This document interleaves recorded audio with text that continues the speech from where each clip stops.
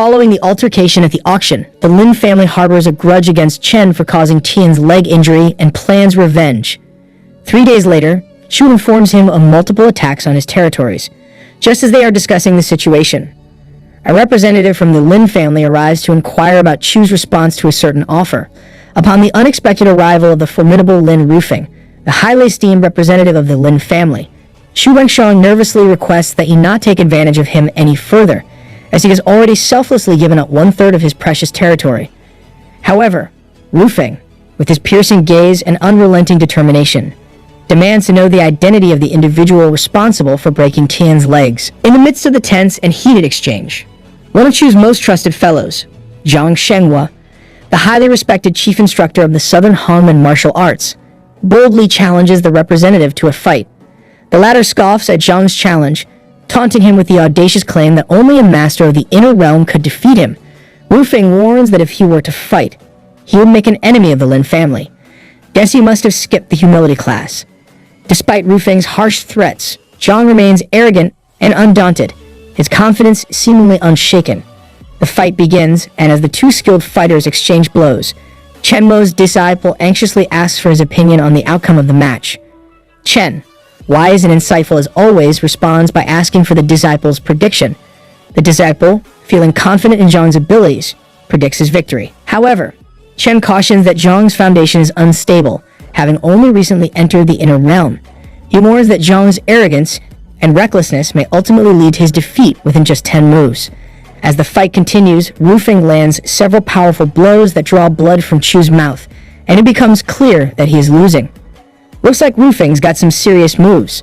At this point, Chen shocks everyone by revealing that he is the one who broke Tian's legs.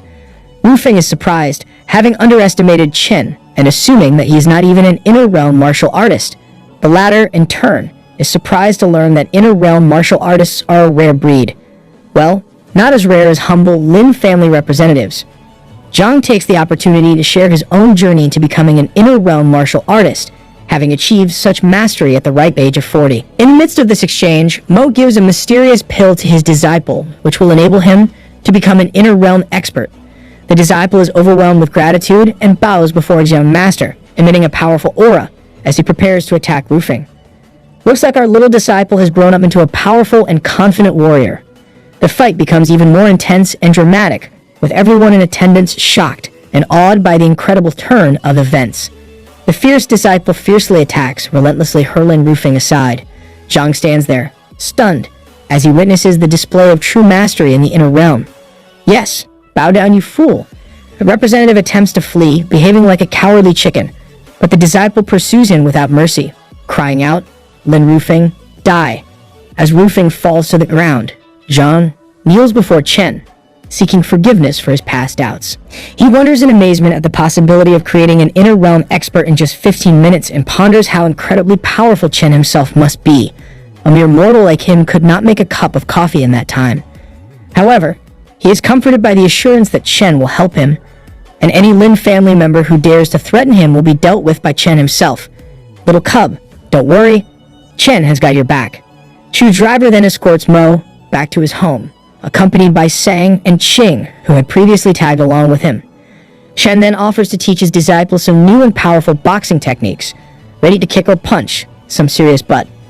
2 days later, Chen, his disciple, Qing, and Sang journey to the Chai Sang headquarters to meet some important guests. There, they are introduced to Mr. Shui Shanhe, the boss of Manling Mansion, by Jia, the flamboyant auction owner.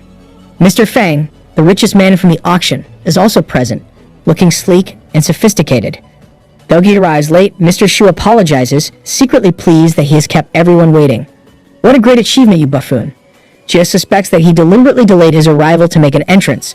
Shu is surprised to see Chen, but claims that he is no longer afraid of him since he has brought a powerful master with him. He then reveals a trio of treasures, a shimmering bead, an exquisitely crafted statue, and a smooth jade, inviting the guests to try them out and feel their power for themselves. Mr. Shanhe requests that Mr. DeLong inspect the treasure, who Jia identifies as the DeLong of Jiang Mountain Ling Bao Taoist Temple. Chen senses an aura emanating from his body and realizes that there are immortal cultivators present on the planet. The former explains how the Taoist system was lost over time, With only remnants remaining, DeLong then uses his powers to reveal the first treasure, a bead that must be the relic of a reincarnation of a Taoist priest imbued with spiritual energy. It has a rejuvenating effect on the brain and improves sleep, which the guests confirm after feeling refreshed and energized. So no more counting sheep, just a tad bit of spiritual energy, that's all. Next, DeLong opens a statue that is revealed to be a bodhisattva enlightened by a revered monk, which is said to ward off evil spirits and protect one's home. Yo, I need that to keep away my ex. Everyone is clamoring to have it for themselves. However, he is unable to open the jade and proclaims it to be nothing special. Grapes are sour, I guess. Shu then calls upon Master Chiyu, whom he brought with him to open the jade.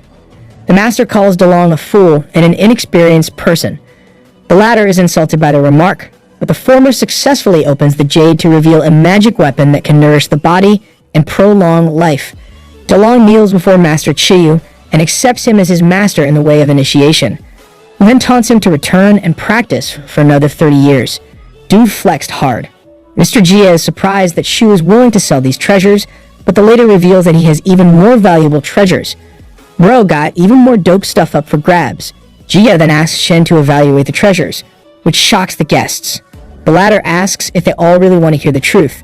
Oh snap, be ready to get a cold dose of reality. With unshakable confidence, Chen Mo declares that all the items are nothing but mere forgeries, but the guests become utterly shocked by his words.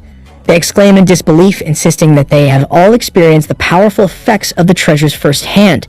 However, Chen goes on to explain, in his calm and collected manner, that the shimmering bead is actually nothing more than an ordinary glass ball infused with a mere touch of yin energy, designed to create the illusion of refreshment.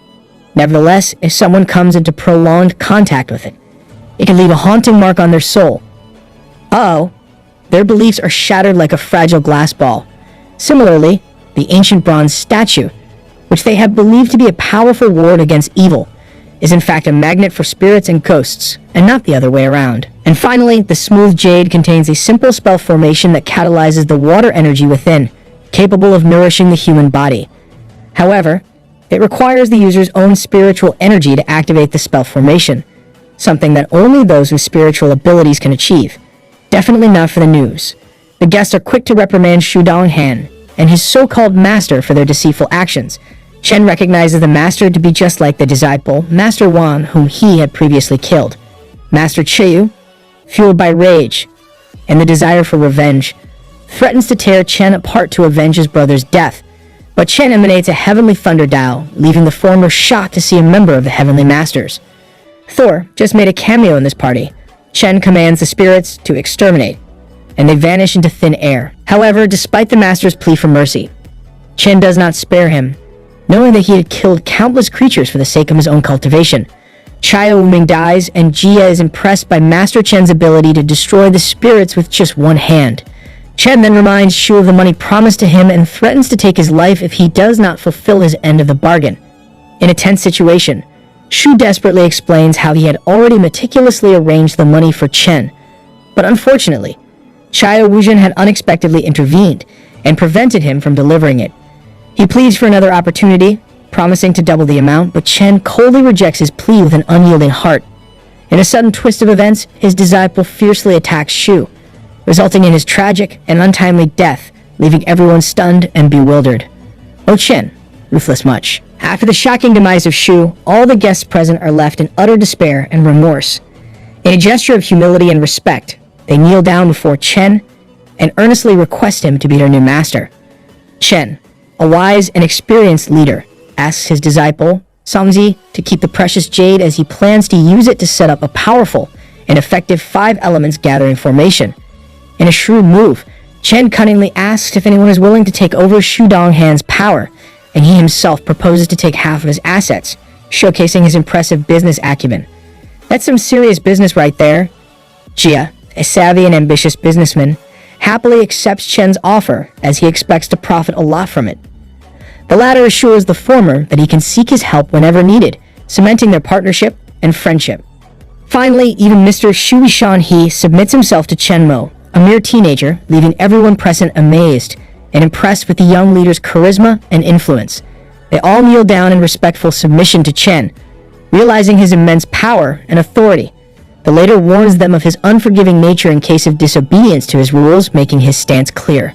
Fang, a keen observer, remarks that now half of GNE will honor Master Chen, acknowledging his dominance and control of the region.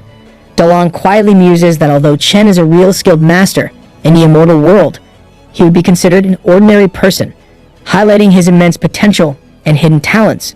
A few days later, Chu delivers some unsettling news to Chen, informing him that the Lin family would challenge him in 3 days at the shores of Swallow Lake in Chaizang. Jia also reveals that they have killed Shui Shanhe and are threatening the others to submit to their authority.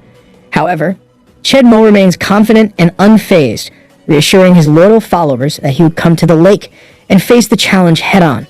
On the day of the challenge, everybody is gathered, eagerly awaiting Chen's arrival.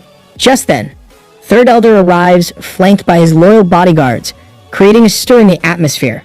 Soon after, Chen also reaches there with Songzi, Qing, and Sang, his trusted companions.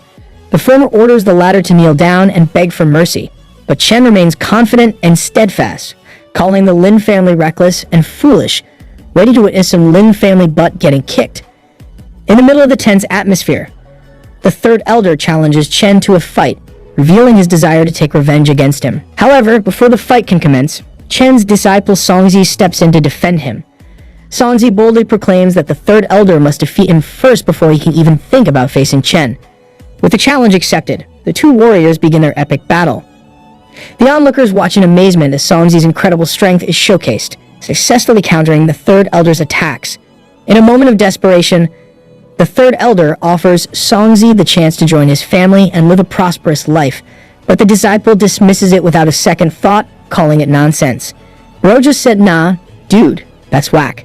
To the surprise of everyone, the Third Elder then reveals his true strength, which lies not in martial arts but in swordplay. He unleashes his powerful Dragon Gate triple stack wave attack, which Songzi counters with his own Tingzwen 3 fists. First open mountain technique. The two combatants clash fiercely, with the Third Elder's sword ultimately being knocked from his hand. Well, hot damn, that was one epic fight. As the fight draws to a close, Songzi taunts the Third Elder, claiming that he is too weak to face Chen. The Third Elder is left stunned by Songzi's incredible boxing skills, and he wonders whether Chen is truly an extraordinary person or if his cultivation is so high that it cannot be seen. In an attempt to escape, the Third Elder tries to run away, but Chen stops him in his tracks. In a shocking turn of events, the Third Elder reveals that he is Lin Jianfeng, the best in the martial arts world, and boasts that even a perfect master of the realm of transformation cannot catch him. However, before he can continue, Chen launches a surprise attack with just his finger, creating a hole in Lin Jianfeng's head, killing him instantly. What the F? How did he do that? The bystanders are left stunned by Chen's incredible power and kneel before him in awe. Chen sarcastically raises a toast to the Lin family, celebrating their defeat. Cheers to the Lin fam, I guess.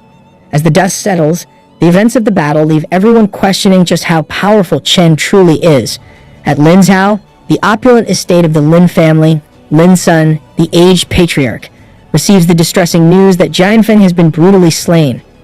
Just as he contemplates seeking Chen to come out, a dutiful servant informs him that a single man is waiting outside, demanding that the head of the Lin family come out and be killed. Lin Sun, with a furrowed brow, asks for the stranger's name, age, and how many people he's brought with him. Upon learning that the only person outside is Chen, a young and unassuming student, Lin Sun is left dumbfounded and bewildered. Meanwhile, the bold and fearless warrior is busy fending off the swarms of Lin family guards and members, who are all talk and no action. Yo Chen ain't no punk. He's a force to be reckoned with. Lin Ru, Sun's ambitious and coming second brother, arrives, assuming Chen has come to negotiate. However, the later surprises everyone by declaring that he's there to annihilate the entire family, and promptly takes out one of the members with ease. Wu tries to intimidate Chen, warning him that he can't take down their entire family alone, no matter how strong he is. But then, the later unleashes his spiritual energy into his sword, using an attack that can cut through all beings with one swift stroke, and all the members are sliced into pieces like ripe fruits. The freaking ninja just made a fruit salad with his sword. Back in the room, Lin Sun urges Lin Shui, a fragile and innocent young girl, to go outside and investigate why there's no commotion. Just then, Chen strolls in, leaving the patriarch to wonder where the girl has gone. Lin Sun, with a murderous look in his eyes, threatens to kill Chen. But the confident warrior dismisses him, remarking that a dead man's opinion doesn't count for much. This dude is on fire, oozing with confidence and swagger. The Lin family's head becomes furious and attacks with his flowing clouds 13 sword, which creates multiple shadow bodies and launches a flurry of strikes at Chen. However, the latter remains calm and collected, even quipping about the head being a martial arts director for a film or show. Chen then counters with his Broken Mountains attack, catching the real Lin Sun's sword and defeating him in a swift motion.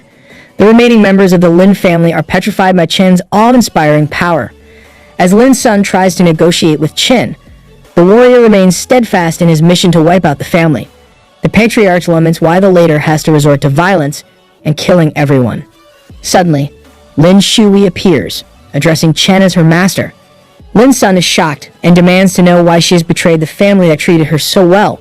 The girl reveals how the family sent her mother to the treacherous Valley of Death and killed her father, raising her solely for their gain. They be doing some shady stuff, man. She declares that she wants the Lin family to be exterminated and never to recover. Boy, it's like a soap opera on steroids, with twists and turns at every corner. In a tense conversation, Chen reveals to Lin Sun that Lin Shui had already informed him about the latter's insidious plans to harm the former's family, and sternly warns him that this is a boundary that cannot be crossed. In response, Lin Sun becomes visibly furious and threatens Chen by saying that today he will cut off his martial arts path, and tomorrow he will utterly destroy his family. The two are straight up beefing over some intense family drama. He then transforms into a master of the realm, and all the Lin family members rejoice as they witness the awe-inspiring release of true Qi, knowing that Chen's defeat is imminent. Lin Sun comments that this transformation may cost him his cultivation, but is worth it to kill Chen. He warns him not to catch his sword again, while Chen remains unfazed and Lin Shui wonders if he can block the attack. However, the latter then casts the Divide the River spell, which brutally kills Lin Sun instantly. Chen admits that this powerful attack consumed a lot of his spiritual energy, and that one should never underestimate the patriarch's strength. The remaining Lin family members are in absolute shock over Chen's power, and Lin Shui is satisfied that she chose the right person to trust. More than mercilessly launches a lethal attack, killing all the other Lin family members. Well, that escalated pretty quickly. He asks the girl if she can manage the Lin family's resources as they cannot go to waste. She agrees on the condition that Chen helps her in killing Lin Qianya. In response, he gives her a P-Yuan pill to upgrade her status from the outer realm and deal with Qianya herself. Our dude is a whole magician. However, Chen is deeply concerned that so many Lin family members died at once, and he asks Lin Shui if she can handle the outside problems. She reassures him that officials turn a blind eye to the martial arts world. Their world ain't so different from ours then.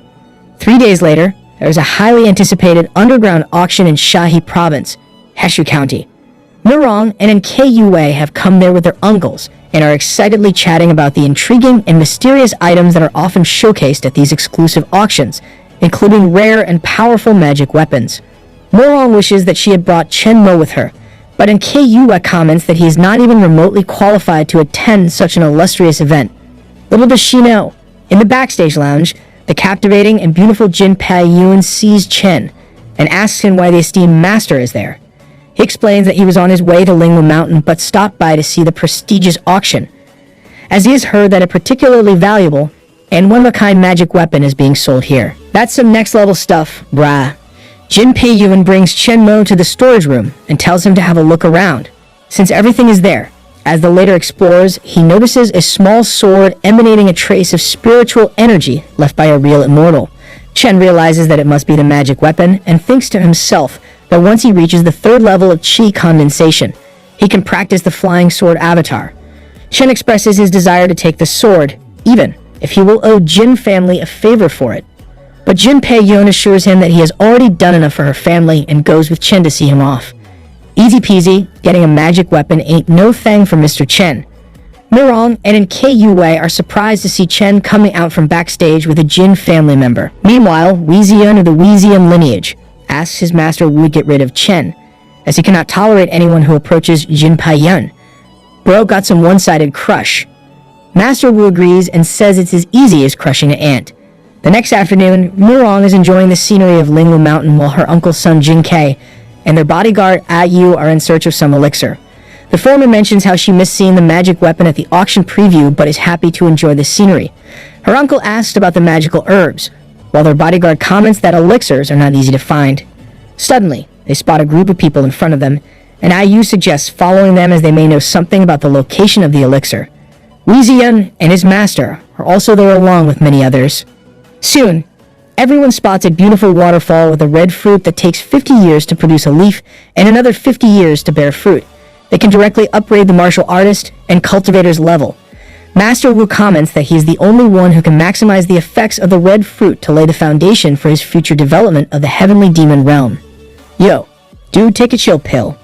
The master stops Wei from being impulsive and lets the situation unfold as the latter gets excited after spotting the fruit. My bro's all hyped up, y'all. People notice that the water there is as black as ink. The master tells Wei what to say, and he suggests that whoever reaches the elixir first should get it. All the men rush to swim in the water and reach the fruit first. They be hustling for nothing. Zeon worries about what will happen if someone gets it, but the master assures him that nobody can take it. Well, we will see about that. As the group of men venture into the sparkling waters, they have no idea that they are about to face a terrifying and deadly foe. A crocodile with scales as bright as the sun emerges from the depths and attacks them with ferocity. Master Wu, showing to be a wise and experienced warrior, reveals that this creature is tasked with guarding the sacred red fruit and absorbing the spiritual energy of heaven and earth. To obtain the fruit, the men must slay the beast. Talk about a wild day at the beach. Despite the urgency of the situation, the men hesitate to take action. They are afraid for their lives and unsure of how to approach the crocodile.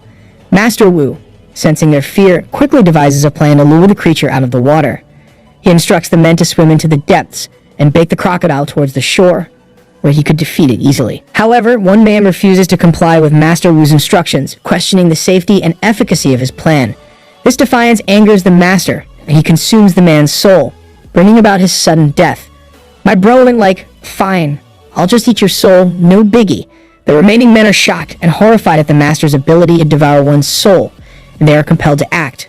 With a newfound sense of urgency, the men plunge into the water and begin their attack on the crocodile. The battle is long and arduous, but they eventually succeed in bringing the beast closer to the shore. Master Wu then slays the beast, but his victory is short-lived, as another golden scale crocodile emerges out of nowhere, catching everyone by surprise. Surprise, another croc's popping up. Master Wu, who has been caught off guard, is left stunned and unsure of how to proceed. He's gotten a taste of his own medicine, and the tables have turned. Bro got the taste of karma. The sun is setting on the horizon, casting an eerie glow over the still waters of the river.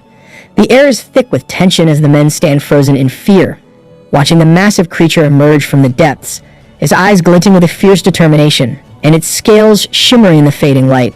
It is a crocodile like no other they have ever seen, not only because of its size, but because it can speak. It's got some serious chompers. The creature's voice is deep and ominous, and the men cannot believe their ears. They had always heard tales of the guardian spirit of the vermilion fruit's 3 leaves, but they had never imagined it would take the form of a crocodile. Wheezy Yemen in particular is struck with terror at the sight of the creature's razor-sharp teeth and powerful jaws. The crocodile is wasting no time in exacting revenge for the death of his offspring. It lunges towards Wheezian, who barely had time to scream before the beast tore him apart. Blood spatters everywhere, and the men scatter in a panic. Master Wu, who has always prided himself on his martial prowess, attempts to face the creature head-on, but he is no match for the crocodile's strength and agility. It dispatches him with ease. That's what happens when you mess with a mama's babies. Mirong and her uncle, who have been watching the scene unfold from a distance, have no choice but to run for their lives. As they sprint through the forest, they're surprised to see Chen running towards the monster instead of away from it. Mirong had always known that Chen was a fearless warrior. She cannot help but feel a twinge of worry for his safety. Chen, however, seems undaunted by the creature's ferocity. He even makes a bold offer to spare its life in exchange for it becoming his mount. Chen's got some mad courage to offer the croc a job as his ride. The crocodile, however, is not interested in making a deal. It lunges towards Chen with a deafening roar, but he is ready for it. He unleashes his most powerful attacks, causing the beast to retreat back into the water. Before disappearing beneath the surface, the crocodile issues a warning to Chen. He will never get his hands on the 3-leaved fruit. Mirong and her uncle look on in shock and amazement as Chen emerges from the river unscathed. They had always known he was a skilled warrior, but they had never seen anything like this. Everybody now has a newfound respect for him. Chen launches a fierce attack and splits the monster in two. Looks like our boy is tearing through monsters like they're free samples at Costco. He takes a moment to catch his breath while Murong expresses her concern and asks if the monster is truly dead. Chen assures her that it's dead to the ground and orders the others to escort Murong back to safety. He warns them that any wrong move could result in their demise. As they make their way back, Chen muses about how the 3 leaves of the vermilion fruit are about to ripen and how their fragrance and spiritual properties are remarkable. He picks up the fruit and laments that he doesn't have a proper storage device, so Chen decides to refine the fruit into a semi-finished potion to ensure that its medicinal effects aren't lost. This guy is also a scientist now. He then reflects on the fact that the 3 leaves of the fruit are a rare elixir that no one knows about. Moreover, the water in the fruit's surroundings is dark as ink due to the dense metallic yuan power emanating from the golden jade crystals. Chen hopes that consuming the fruit will cultivate his golden body to great success. Meanwhile, in the Death Valley, Dio Guang is enjoying the dance of several girls. Dio Guang's living his best life. He makes Lin Shui sit on his lap and threatens her to extract every drop of her yin. She's in tears and tells him how her master won't spare him, but Dio is unperturbed, stating that he's the minister of Lin's family and is not afraid of anyone. On the other hand, at the Yangui Lakeside, the heavenly demons have come seeking revenge on Chen Mo for the death of Chaya Wuming. Songzi fights valiantly, but Kuang Shairong, the second disciple of the leader of the Heavenly Coast sect, ultimately defeats him. He then consults with his master about killing Chen Songzi to avenge Wuming's death, but Gu Kansha, the head of the Heavenly Ghost sect, orders him to hide the 2 women living with Chen. He warns Songzi that if his master doesn't come and die within 3 days, he'll make their lives a living hell. Those heavenly demons are really pissed at Chen, probably because he's been flexing on them too hard. Chen, with his unparalleled skills, has accomplished the impossible feat of completing the golden line body at the majestic waterfall. He has even surpassed expectations and reached the 3rd level of chi condensation, leaving many in awe. The massive elixir that he had to consume has now transformed into a mesmerizing golden ball, which he can now utilize to work his magic. Furthermore, he has successfully cultivated the small sword he acquired from the underground auction, reaching the 1st level of the prestigious 10,000 Swords sect. This achievement has granted him the ability to conceal the sword within his body, which adds to his arsenal of impressive skills. After an exhausting practice session, Chen is finally ready to head back to his dwelling place. Meanwhile, at the lake, the heavenly demons are eagerly waiting for Chen to return, determined to seek vengeance for their fallen comrade. Can my Chen boy just catch a breath for a while? Songzi, with his diplomatic approach, tries to reason with them, urging them to release the captured girls and wait patiently for Chen's arrival. However, the leader of the demons, Huansha, has other plans in mind and orders Shairong to execute Chen's disciple. A sense of dread looms over the atmosphere as Shairong prepares to strike. Someone has called for Chen's wrath. Boy, chaos is soon to be ensued. Attempting to devour Songzi's soul, the demonic forces were no match for his powerful open mountains attack. Shairong acknowledges Songzi's impressive martial arts skills, but notes that it demands a significant amount of chi. As Songzi calls upon his young master, a bright golden ray of light shoots through Shairong's soul, leaving him flustered and disoriented. Chen has made his grand entrance and displayed his remarkable style, proving why he's a force to be reckoned with. Our golden boy has some style. He quickly frees the captured girls, Qing and Sang, and prepares to face off against Shairong, who challenges him to showcase his Thunder Law of Heavenly Master. Chen agrees to the challenge, but only under the condition that Shairong gives up his life. However, the leader of the demons intervenes and releases his deadly skull-shaped soul, intending to stop Chen. Despite the odds, he successfully manages to thwart the attack. Quansha then makes an attempt to negotiate with Chen, offering to be his teacher and inquiring about the death of his disciple, Chaya Wuming. However, Chen questions the former's worthiness, and this infuriates the leader of the demons, who prepares to unleash his full ghostly powers. It becomes apparent that the confrontation between the ghost and the immortal is inevitable, and it is clear who will emerge victorious. So ghost versus an immortal, 10 points for guessing who will win. Gu Qianshe unsheaths his ghostly claws and lunges towards Chen, who calmly remarks that the former is merely a ghost, not an immortal. Quansha then turns to his disciple and reveals that he suspects Chen has reached the Grandmaster level, leaving his disciple astonished. They believe that capturing Chen and extracting his secrets would bring great riches to the heavenly ghost sect. Without hesitation, they all attack him with their deadly souls. Deadly souls will be dead soon. However, Chen was prepared and unleashes the suppress attack, defeating all of Qianshe's disciples. But Chad, though the punches cost him 0.5% of his spiritual power, Chen remains unfazed. Chiron acknowledges that the young kid's abilities as a transformation realm grandmaster are extraordinary. Qianshe threatens to kill Chen, citing the destruction of his sect's descendants as the reason. He activates the Heavenly Ghost Sect's Mountain Protection Formation, unleashing an army of evil ghosts. Songzi, Qing, and Sang become worried for Chen's safety.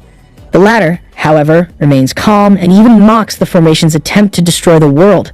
He then reveals his sword, which has the power to vanquish all ghosts and swiftly defeat the evil ghosts with a single slash. Looks like they will not be milking Chen's powers anytime soon. Qianshe demands to know who Chen really is, and with a smile, the latter reveals that he's an immortal. Chen Boy dropping the immortal bomb like no big deal. As soon as Qianshe realizes that Chen is an immortal, he drops to his knees and begs for mercy like a pitiful dog, but is finally killed mercilessly. Even a ghost straight up became a feeble pup for our hero. Chen immediately turns his attention to Songzi, informing him that his soul has suffered a severe injury and promising to make him a potent pill using medicinal herbs, which Chu Wenxiang and others will gather. He's like a skilled bartender mixing up special, life-saving drinks. The grateful Songzi expresses his heartfelt gratitude to his young master, while Chen delegates the crucial task of looking after Songzi to Qing, as he has some pressing business to attend to. He then heads to the ominous Death Valley, where Chen discovers the minister of the Lin family ruthlessly torturing young defenseless girls. Without missing a beat, he comments that he's not surprised to find the vile minister hiding in such a remote, desolate location. The beastly Guo Guang threatens Chen, boasting about his cultivation and his enjoyment of a life filled with breathtaking mountains and stunning women. The desperate Lin Shui pleads with Chen to avenge her and her mother's torment by killing the despicable Guo. The girl is clinging on to Chen's back, relying on him to be her savior.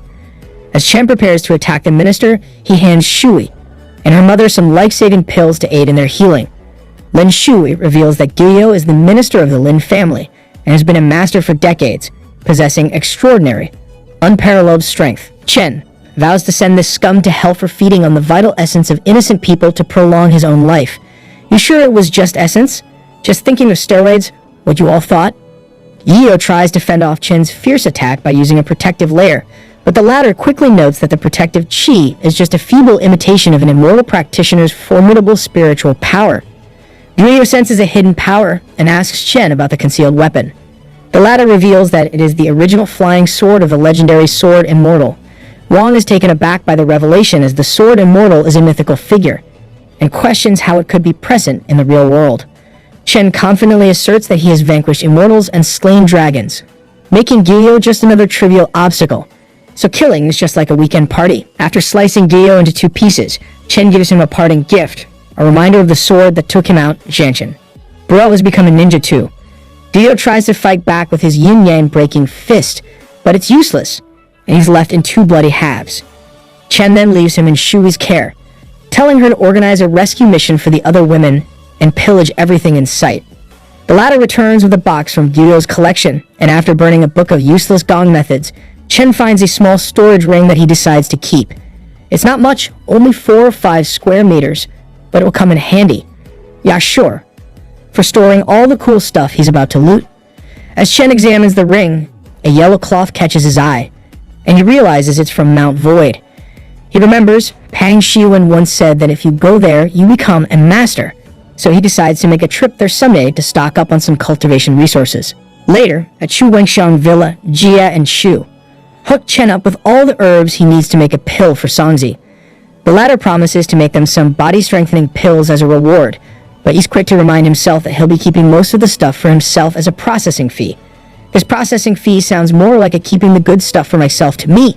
Jia then drops the bombshell that Jiangyi Summit is coming up and all the bigwigs, including Wan Zhangru, will be there. Chen can barely contain his rage knowing that Wan Zhangru was the one responsible for destroying his family in his past life. Damn, that's some serious beef right there.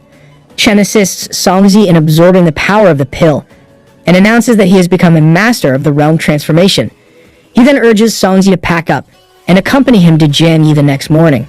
When Sang sees Songzi, she senses a powerful aura around him and realizes that he has become a grandmaster. Man is showing off his A-game. Meanwhile, Ching becomes jealous of his progress, realizing that just a few months ago, he was as ordinary as she is. In an attempt to seize control of her destiny, she submits to Chen and begs him to teach her the ways of the martial arts. Despite her offers to give him anything, Chen dismisses her because of her lack of perseverance. Ching becomes desperate, even offering to serve him as a maid or nanny. What a simp. However, the latter declines her request, much to her disappointment. That night, as Chen practices in his room, Ching knocks on his door, dressed in a revealing outfit, attempting to seduce him. He is flustered, but makes no move nonetheless. Airhead is ignoring a literal snack. The following morning, Sang and Songzi are surprised to see Ching leaving Chen's room with him. She assures them sadly that nothing happened. The group arrives at Jianyi Meihua Group with Songzi, Ching, and Sang, where Chen attempts to meet with the chairman. However, he is informed by the receptionist that he must have an appointment. Just as Chen is about to leave, a red-haired girl and a handsome boy enter, calling out to someone named Xiao Mo. Well now, who could this Xiao Mo be? It is revealed that Xiao Mo is actually Chen Mo. The girl, Wen Qing, is the adopted daughter of Li Sufeng and the sister of Chen. She playfully asks his brother when he arrived, and he tells her he wanted to surprise his sister and mom. One more family reunion. Any guesses about what's going to happen now? Chen requests that she arrange accommodations for his friends while he's in town. Wen teases him about Qingqing, but he dismisses it as a platonic friendship between classmates.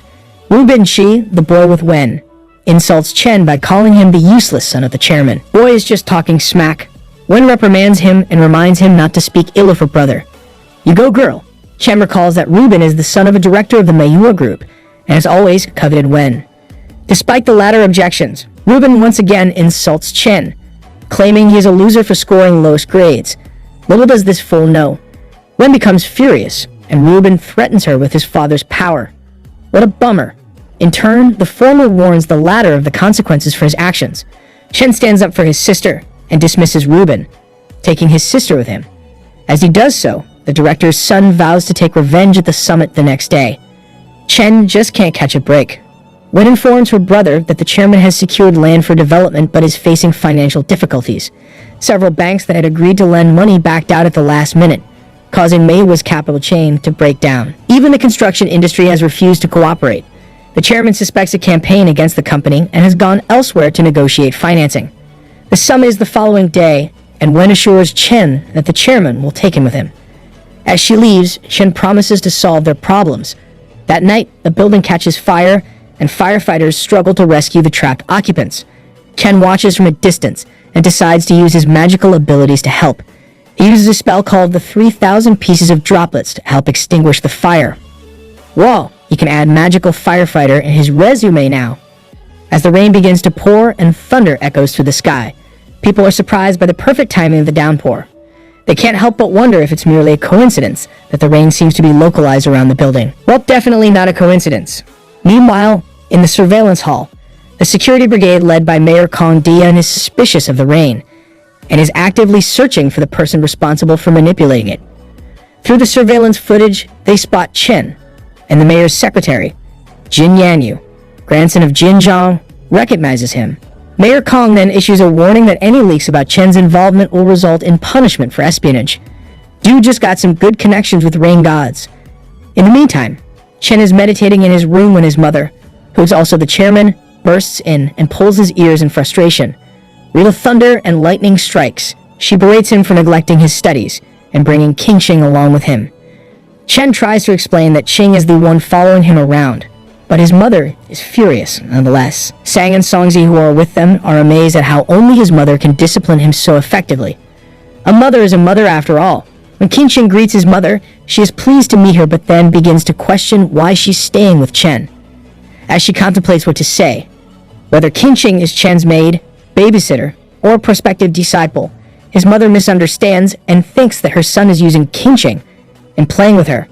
Not to worry, mother, your son doesn't play with dolls anymore. Chen tries to set the record straight, but his mother is still shocked. She ultimately decides to stay out of young people's affairs and asks Chen to pack up and go with her to the Jianyi summit.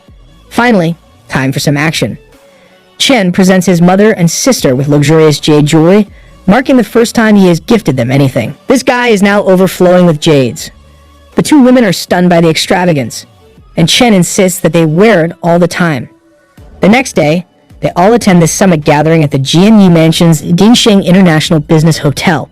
One of the attendees comment on how beautiful the Meihua family is, and Chen's mother instructs him to look after Qingshen while she and Wenqing discuss business matters.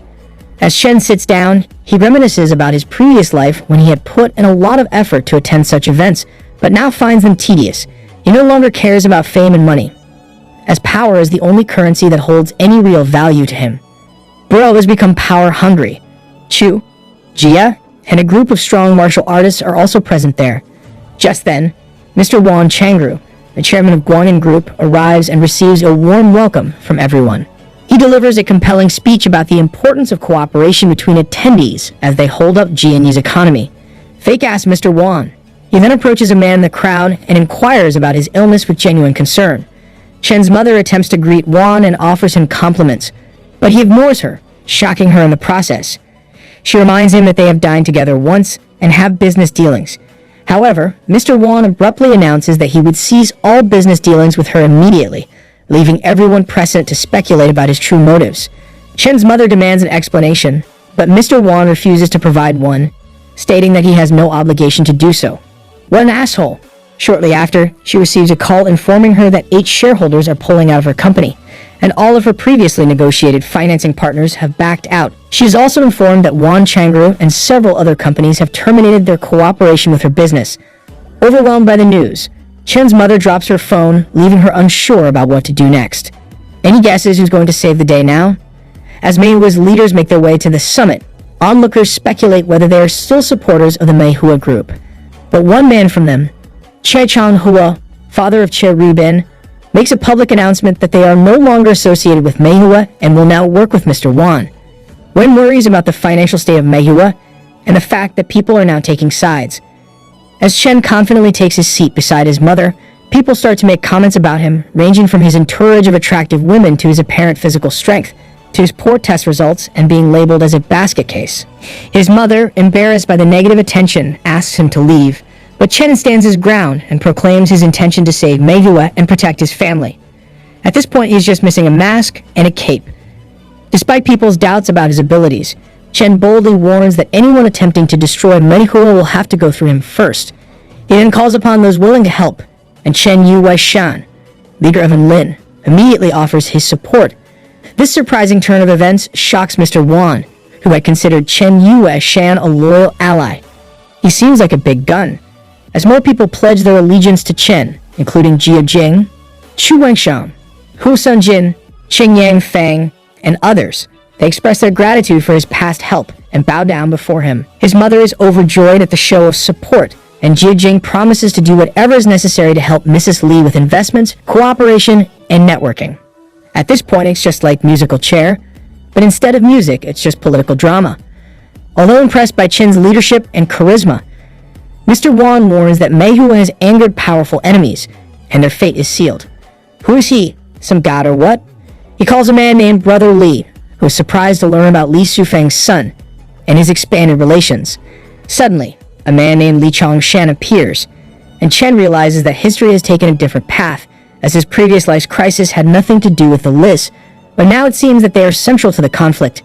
It's getting real now. Li Chongshan arrives with a clear purpose: to destroy Meihua at the orders of his family. Li Sun Fang trembles with fear, aware of the ruthless and horrendous manners of the Lis, and declines the generous offers of everyone.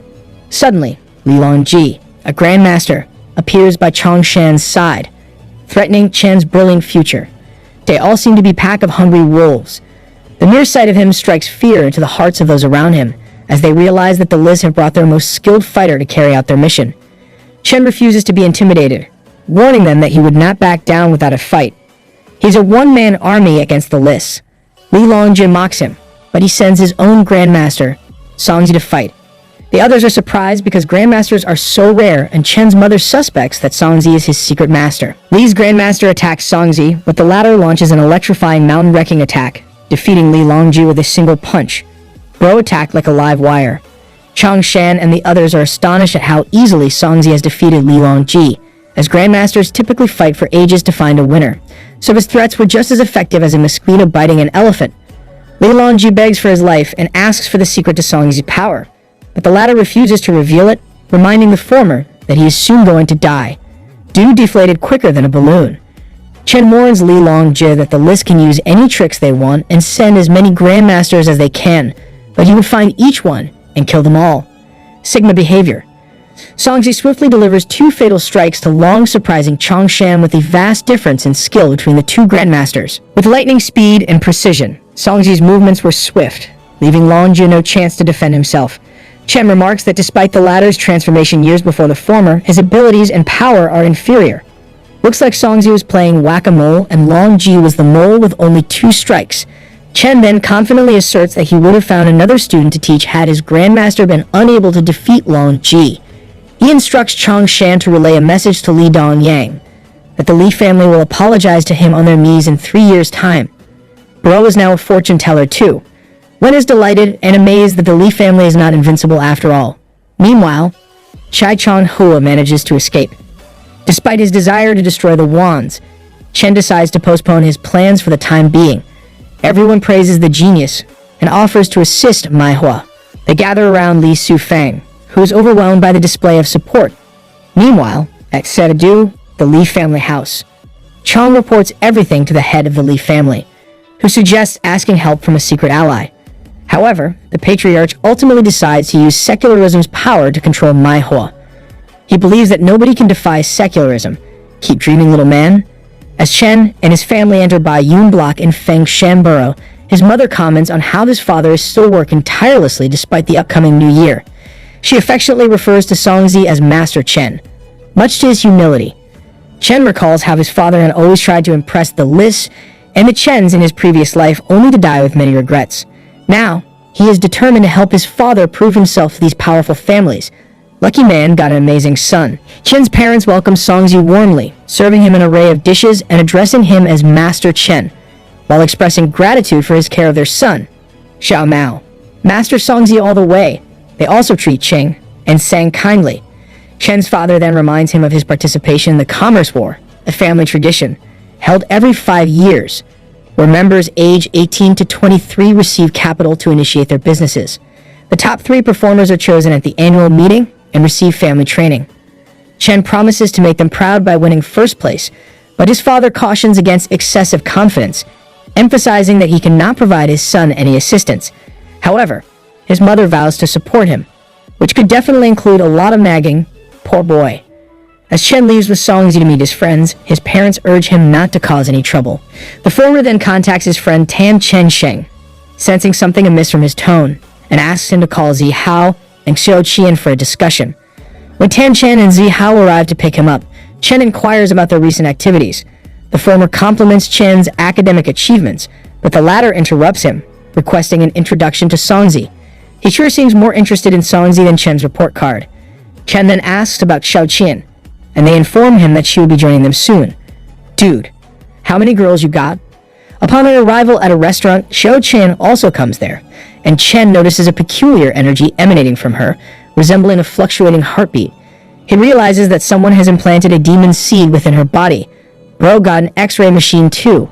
Chen sees through Xiao Qian and deduces that the demon seed implanted in her is the Daoxin demon Dufa of the Tianmo.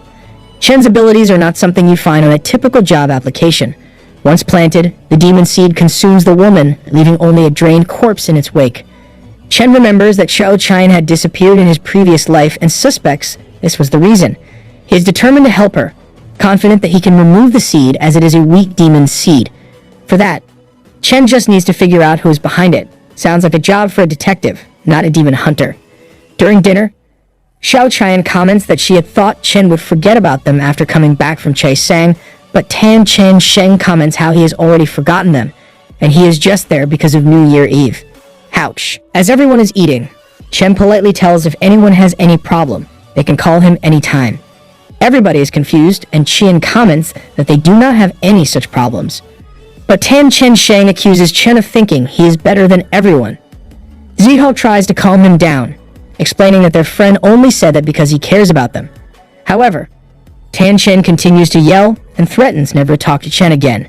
Meanwhile, the latter calmly sips his juice while Tan Chen shoves a whole bottle and walks away in frustration, offering to pay the bill for everyone. What show off? As Ziho goes to talk to him, Chen attempts to talk to Xiao Qian, but she becomes upset and walks away.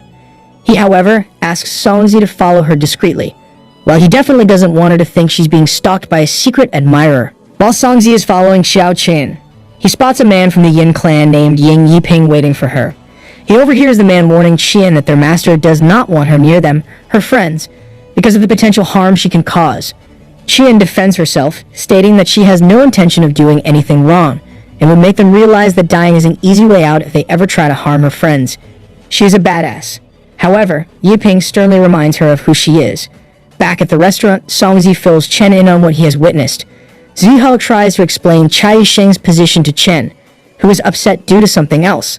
He explains that Chai Yisheng's family and his classmate, Hu Jianhua's family, are enemies as both manage hotels. When the Jin family was planning to build an expensive nightclub in Fengshan, both families went to Chezheng to find Master Jin, but he chose to help Hu Jianhua and kicked Chai Yisheng out and said really harsh things to him. Zihao further explains that the latter's family is trying to destroy the former's family wine store. So, under immense pressure, Chai Yisheng has said harsh things to his dear friend. Chen assures him that he has not taken anything to his heart and promises to handle the situation. This guy is the jack of all trades. On January 1st, Chai Yisheng and his father are welcoming guests to their hotel rooms at Sai Hai Hotel, operated by the Tan family. Just then, two men, Hu Wenwei and Hu Jianhua, arrive at Mok Tan's hotel, claiming that it is nothing compared to their Yuhuan wine store. Mr. Tan asks them to talk about all this after New Year Eve, but they tell him that Mr. Jin wants them to integrate hotels in Fengshan as soon as possible. They then offer to buy the hotel for 3,000 grand. 3,000 grand for a hotel? That's like trying to buy a Mercedes with monopoly money. Chai Sheng becomes furious on hearing this and tells them that this place is worth 20,000 grands. The men then threaten him that if they don't sell the hotel, nobody would come here if Mr. Jin says so. When they make this threat, Sheng's father comes forward and refuses to give up his life's work. However, Hu family's fighter attacked Mr. Tan's brother, drawing blood. He must have thought he was in a boxing ring, not in a hotel lobby. Mr. Hu then threatens them, but Chen Mo enters the scene in style, wishing Mr. Tan a happy new year. Our true Chad is finally here to save the day. Qiu Sheng and his father welcome Chen with open arms, but their warm reception soon turned cold as they request that he leave and promise to visit him later. Chen, however, has no intention of leaving as he is there for greater purposes. He expresses his desire to purchase the Sai Hai Hotel, but is immediately met with threats and intimidation from the Wu family, who believe that he is no match for the powerful Jin family. Despite the Wu family's warnings, Chen remains determined to acquire the hotel and is willing to pay whatever price necessary. This boldness surprises everyone, including Chai Sheng, who begins to question Chen's motives and his strength. Mr. Wu then summons his fighter, Shen, to take out Chen. The former, a formidable fighter, is prepared to carry out the orders without question, but the latter is unfazed. In fact, he insults Shen, calling him a poor fighter and provoking him to attack. My boy is more interested in throwing shade. Chen's confidence and combat skills are on full display as he easily defeats Wu's fighter, revealing his true strength as an inner realm warrior. Everyone is shocked by Chen's abilities, and even Chai Sheng is taken aback by his friend's sudden transformation. However, their surprise is short-lived as the fighter warns Chen once again about the power of the Jin family. When will these villains learn their lesson without being killed? Chen, however, is not deterred and continues to disrespect the Jin family, calling them losers. It seems as if Chen considers them some kindergarten bullies. Young Jin, the grandson of Zheng and the son of Changrun, arrives on the scene and is outraged by Chen's words. He orders his guards to attack him, but to his surprise, Chen emanates a powerful energy that sends the guards flying in all directions. Everyone is then stunned as Jin's father and grandfather arrive and bow down in front of Chen in his respect. He then confronts Jin about his disrespect towards his friend and orders him to kneel down and apologize. Jin complies and begs for mercy. Karma served hot. Chen then demands that Chai Sheng do the same to Jin, as he had done to Chai Yu, and warn him that any type of revenge from his friend would only make his life worse than death. Young Jin apologizes to Chen for disrespecting his friend Chai Sheng and asks for forgiveness. Chai Sheng tries to intervene, stating that it's over and that he doesn't want anyone to be punished. However, Chen issues a final warning to the Jin family. At this moment, Chen commands his son Chong Run to discipline his own son Young Jin for his misbehavior. He orders him to be grounded. Ning Jin is in tears and pleads for forgiveness from his grandfather, crying and asking his father for help. Unfortunately, his father doesn't grant him any mercy and proceeds to break his leg with a stick. That's definitely taking things to the extreme. The bystanders comment that being grounded in the Jin family means breaking a leg, which indicates the family's strength and their lack of fear in using punishment. Maybe we should all just stick to timeouts. As they take Young Ning home, the Hu family is in awe of Chen Mo's immense power. After Chen greets Chai Sheng and his father, Mr. Tan remarks to his son about how fortunate he is to have a good friend like Chen. However, Chai Sheng is thinking that they are no longer living in the same world as his friend. What an ungrateful lad. Meanwhile, at another location, Yi Ying implores his master, Chai Xiang of the Yin clan, to take Xiao Qian away. However, Lion Cheng Yu of the Ling clan appears and claims her. Chai Xiang retaliates with the Yin clan's devil energy refinement, which Cheng Yu dismisses as mediocre. The latter then conjures a spell, summoning a rock monster to attack the former, leaving him severely injured. Chai Xiang pleads with Cheng Yu, stating that the Yin clan found the girl first. The latter spares his life, reminding him that they are both Yin Ling clan members. Nonetheless, he warns Chai Xiang never to try to take the girl away again. Why are they playing ping pong with this demon-seated girl? At the back, Chen observes everything with Songzi, wondering if this is the ancient Yin Ling clan, and whether he needs to do something about it. As Chen and Songzi come forward, they are greeted by the intimidating figure of Cheng Yu, the member of the Ling clan. He demands to know Chen's identity, but the latter remains calm and collected, even as Xiao Qian urges him to run. How is this guy always as cool as a cucumber? Instead, Chen instructs Cheng Yu to go and call his master, refusing to reveal his identity until he has a chance to speak with him. Golden Master will surely not talk to any rat. Cheng Yu is insulted by Chen's tone and orders his rock monster to attack him. Chen simply utters a spell, Derail, and the monster dissipates into nothingness. Cheng Yu is shocked and unnerved by this display of power, but he still tries to take Xiao Qian away. Chen murmurs another spell, the head, and Cheng Yu's head is suddenly separated from his body. The Ling clan members immediately surrender themselves, recognizing the depth of Chen's abilities. They agree to answer his questions truthfully and share with him the history of the Yin Ling clan. Finally, some guys who love their lives. According to their account, the clan was founded by a bored intellectual who discovered a book on martial arts 2 centuries ago. Since then, the clan is split into 2 separate factions, Yin and Ling, each with their own master. The clan is currently embroiled in a civil war, with both sides vying for control over the coveted Nai Xiao Qian. Such characterless clans. They tell them how Nai Xiao Qian was born in a Yin year and Yin month, and she is the woman in Yin Ling clan's books.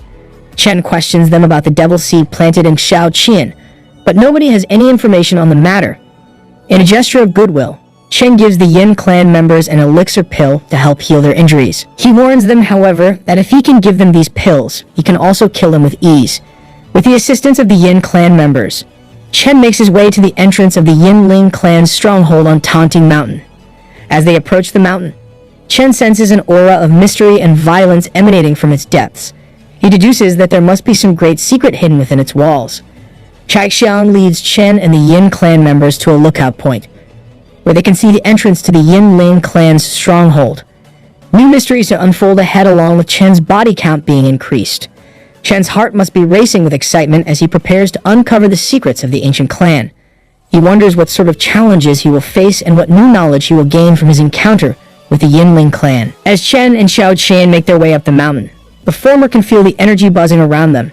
However, he also senses an undercurrent of violence, which worries him. As he tells Qian about the violence he is sensing, she tells him that she feels like she's on fire, which may be due to the violence on the mountain, and holds his hand for comfort. Chen thinks it may be the effect of demon's seed inside her heart. He then emanates a calming aura, and Qian thanks him profusely. Ahem. Is there some romance aura emanating too? As they approach the gate, Chai Xiang tells them that they have come close enough, and they can see the cavern by looking a bit closer. He then warns Chen that there may be traps, as he's only been there once before because he is not someone special in the clan. The latter brushes off the warning, saying that he's an expert in breaking into all kinds of buildings. My boy, were you a thief in your previous life or what? Just then, they're attacked by a group of ninjas who demand to know their identity. They threaten Chen to rip him apart, but he is unimpressed by their show of force and tells them that he's here to find their stupid master and finish things off with him. The ninjas take offense to their master's disrespect and prepare to attack Chen, but easily dispatches them with a spell, causing them to fill with blood. Wow, this guy, bloody hell. Chen then bravely calls out for their master, and a voice echoes through the cavern, saying Yin Shang Lian Huai. More ninjas arrive, and the voice orders them to defeat Chen if they want to face him. Chai Xiang tells Songzi that this is a powerful strategy used by the clan to fight against their strongest enemies. They only use it when they feel they are in serious danger. Considering Chen the strongest without even seeing his true power, smart move indeed. The ninja fighters prepare to attack Chen, but Songzi intervenes, defending his master, and tries to fight them off. Chen realizes that his disciple is no match for them, feeling afraid that he might get killed, and tells him that he's not to blame. He assures Songzi that he is still in the process of transforming and learning. Soon he will become an expert, but for now let him handle the situation himself. Chen takes matters into his own hands, using his Tingsuing Shenquan technique to unleash a powerful lightning strike that destroys all of the fighters. What a power-pack action scene. The mysterious voice roars in anger, vowing revenge for Chen's destruction of his students. But Chen, undeterred as always, threatens to rout the entire Yinling clan. Everyone is left wondering if Chen is even human, given his incredible strength and power.